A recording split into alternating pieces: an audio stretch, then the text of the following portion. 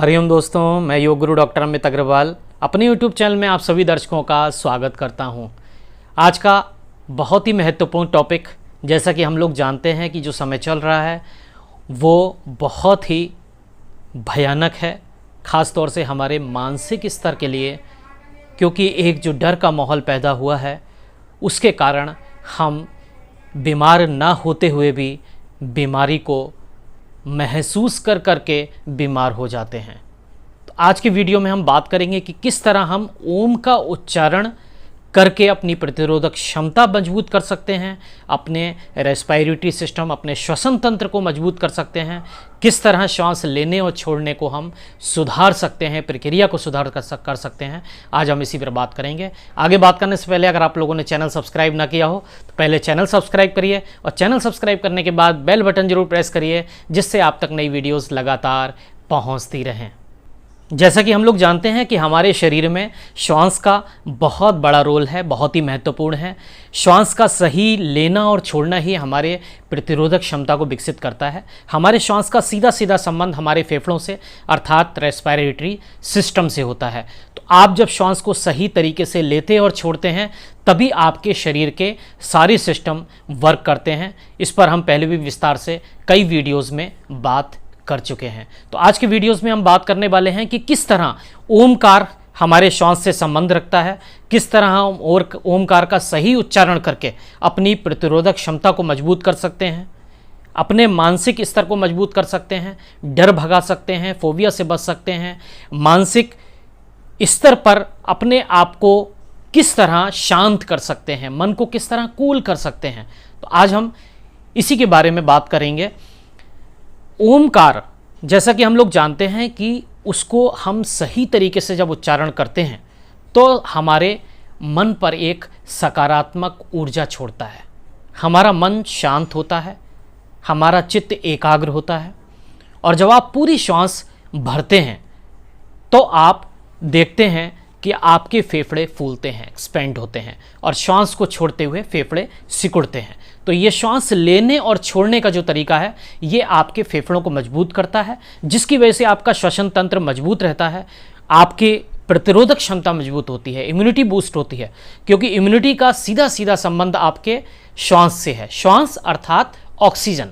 जब आप श्वास को सही तरीके से लेंगे और छोड़ेंगे तभी आपके शरीर में ऑक्सीजन का स्तर ठीक रहेगा, सामान्य रहेगा। तो ये चीज़ बहुत ही अधिक महत्वपूर्ण है। जब आप श्वास को गहरा भरते हैं तो आप शरीर में ऑक्सीजन का स्तर बढ़ाते हैं, और जब आप श्वास को छोड़ते हैं तो आपके शरीर से कार्बन डाइऑक्साइड बाहर निकलती है। तो ये प्रक्रिया आपकी ओमकार में ऑटोमेटिकली होती है। श्वास को मैं कहूँ वैसे आप गहरा लीजिए और छोड़िए, थोड़ा मुश्किल होता है, जो लोग डीप ब्रीदिंग करते हैं वो जानते हैं, लेकिन जब हम ओमकार के साथ स्टार्ट करते हैं तो ये प्रक्रिया बड़ी सरल हो जाती है। आप खुद करके देखिएगा, श्वास को पूरा गहरा भरने के बाद जब ओम के साथ छोड़ते हैं तो ये प्रक्रिया बड़ी सरल हो जाती है। ये बिल्कुल just like a deep breathing उसी तरह आपके फेफड़ों पर वर्क करती है और शरीर की प्रतिरोधक क्षमता को मजबूत करती है। तो आइए मैं आपको बताता हूँ कि आपको किस तरह ओमकार का उच्चारण करना है।